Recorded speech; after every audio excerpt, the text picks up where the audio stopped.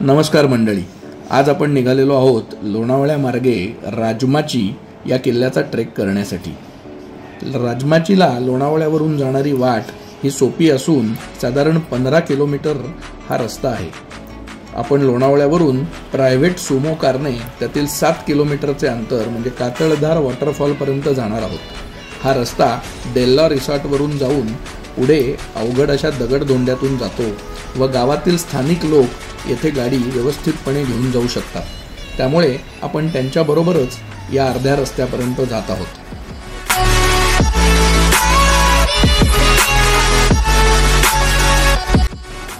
लोणावळ्याहून तुंगारली मार्गे उदेवाडी या राजमाचीच्या पायथ्याच्या गावाशी जाताना आपल्याला वाटेत अर्धवट तुटलेली तटबंदी, दरवाजाचे अवशेष, गणपती व मारुतीरायाच्या मूर्त्या दिसतात। आता पत्रा टाकून ते मंदिर नवीन बनवलेले आहे। हा रस्ता घनदाट जंगलातून जातो। पाऊस असल्यामुळे वाटेत चिखल व दलदल ही दिसते।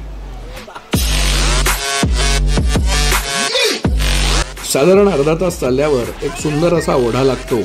या ओढ्यात सर्वांनी मनसोक्त डुंबून घेतले।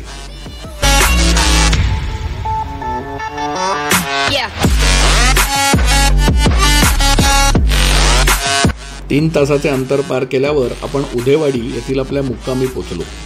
तिथून संध्याकाळी आपण राजमाची किल्ल्यावर जायला सुरुवात केली। राजमाची किल्ला हा मनोरंजन आणि श्रीवर्धन या दोन किल्ल्यांचा बनलेला आहे।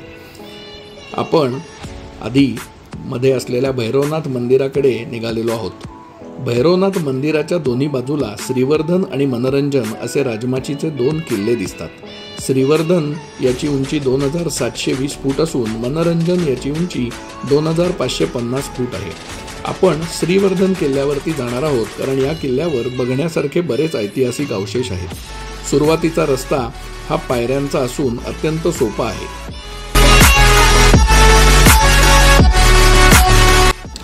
श्रीवर्धन आणि मनोरंजन यातील श्रीवर्धन हा किल्ला हा उंच असा बालेकिल्ला आहे। श्रीवर्धनची तटबंदी आणि बुरुज आजही सुस्थितीत असल्याने या ठिकाणी दुहेरी तटबंदी बघायला मिळते। श्रीवर्धन किल्ल्यावरून मनोरंजन किल्ल्याचे मोहक रूप आणि आजूबाजूचा परिसर आपल्याला दिसतो। महादरवाजातून आत प्रवेश करताच आपल्याला पहारेकरांच्या देवड्या दिसतात। या दुमजली असाव्यात असे येथील अवशेषांवरून दिसते। पूर्वी तिथे लाकडाचे खांब आणि पोटमाळा असावा असे सुद्धा अनुभवायला मिळते, कारण दिवा लावण्यासाठी तिथे झरोके बनवण्यात आले आहेत।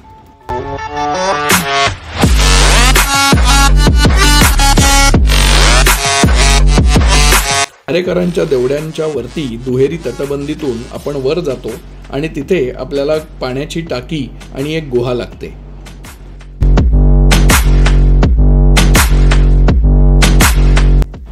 ही गुहा विस्तीर्ण असून हे धान्याचे कोठार असावे असे बऱ्याच इतिहासकारांचे मत आहे।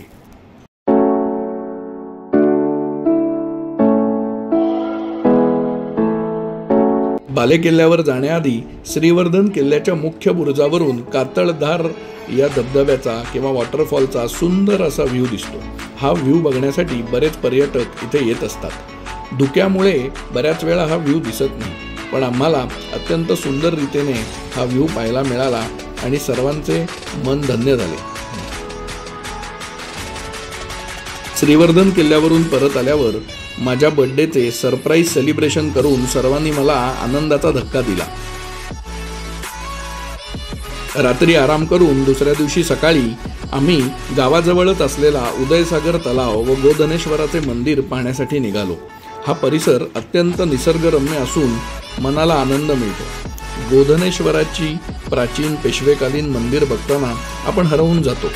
गोधनेश्वर मंदिराचा परिसर अत्यंत मनमोहक असून तिथून मनोरंजन आणि श्रीवर्धन या किल्ल्याचे खूप सुंदर दर्शन होते। गोधनेश्वर मंदिरात गोमुख असून त्यातून पाण्याचा प्रवाह निरंतर वाहत असतो।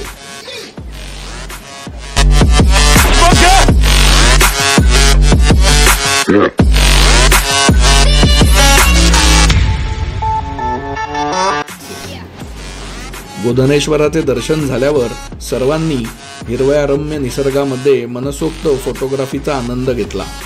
परतीच्या प्रवासात अत्यंत सुंदर असे धबधबे आम्हाला पाहायला मिळाले. तर चला मंडळी, पुन्हा भेटूया एका नव्या मिशनवरती. हा व्हिडिओ नक्की शेअर करा व चॅनलला सबस्क्राईब करा.